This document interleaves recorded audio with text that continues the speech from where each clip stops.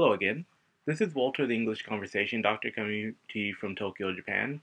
And today I'm going to go over one of the secrets of learning English. And I want you to listen to this very, very carefully because this is like a really big tip. Okay?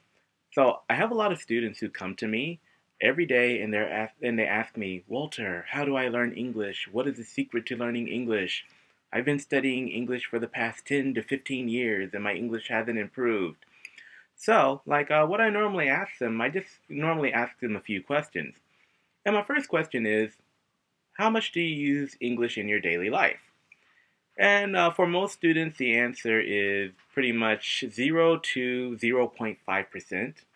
So that's problem number one. The second question that I ask students, I'm like, okay, well, I know that you live in Japan, and I know that, English isn't part of your daily life.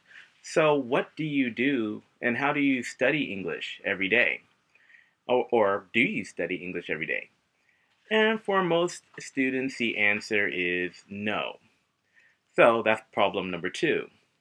Problem number three has a lot to do with the study method.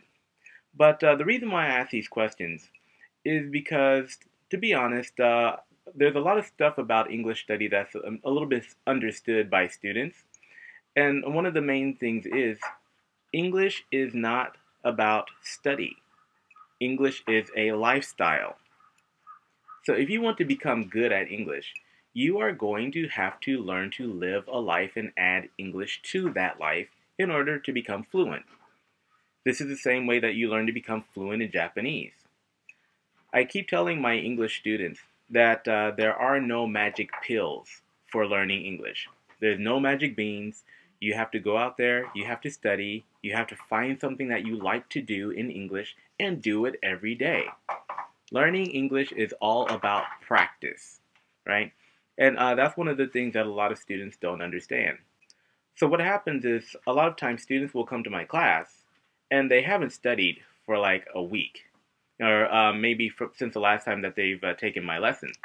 And they're like, well, Walter, my English isn't improving. So when that happens, I have to ask them to be honest with themselves. I'm like, well, how much effort did you put into studying this week? And normally the answer is a little bit less than satisfactory. But if you look at it this way, in order to become a professional soccer player, eventually you have to go outside and you have to kick a soccer ball. And how good you become depends on how much time and effort you put in to practicing, right? I can't be a doctor if I'm not willing to invest in reading medical books. I can't be an iPhone programmer if I'm not willing to invest in learning how to program. And it's the same thing for learning English. If you really want to do something, and if you really want to get good at something, if you really want to be a fluent English speaker, well, guess what? You have to practice. And that is one of the main things that I have to keep reminding my students of. Because there is nothing that an English teacher can teach you that will make you learn and become fluent in a language. It's impossible. We can teach you certain things. We can teach you certain technical aspects of a language, but really the responsibility is up to you if you want to learn the language or not.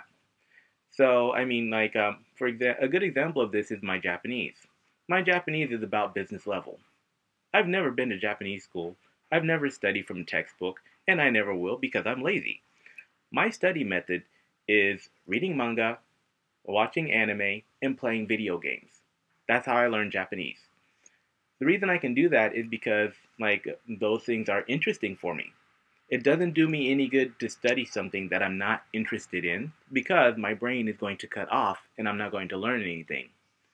So instead of looking for someone to save you for your English, first you have to look at yourself in the mirror and ask yourself, how bad do I want this? How bad do I really want to learn English? And then once you finally made that decision, well, not only how bad do you want it, you also have to decide how bad you need to learn English if it's for your job or something. So a lot of students tell me, well, I really want to learn English, but realistically, they don't want it so badly because they don't know what they're going to do with it in the first place. It's just kind of like, well, maybe I might need English in the future. If you study English that way, or basically if you study anything that way, your chances of being successful are probably going to go down. So English is something that you really have to like decide for yourself that you want and commit to and invest time in.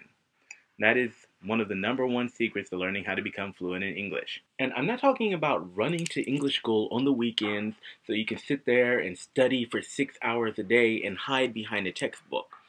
I'm talking about actually getting out there, finding something that you like to do, finding books to read, finding people to actually talk to.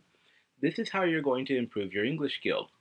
Normally, when it comes to English study time, I only recommend that my students study for 30 minutes per day and then find something fun to do. So the object isn't to study harder and longer, it's to study smarter and more efficiently and in a way that you'll actually like so that you will keep on doing it every day. That's the purpose of the study method. So remember, if you're going to become a professional soccer player or a professional boxer, then you need to like put on some boxing gloves or get a soccer ball and start kicking.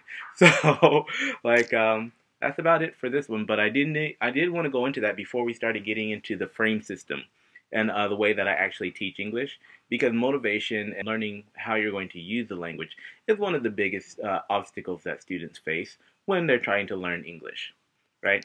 So once you've gone through it and once you've decided for yourself that you really do want to study English and why you need it, then like I say, go on to the next video.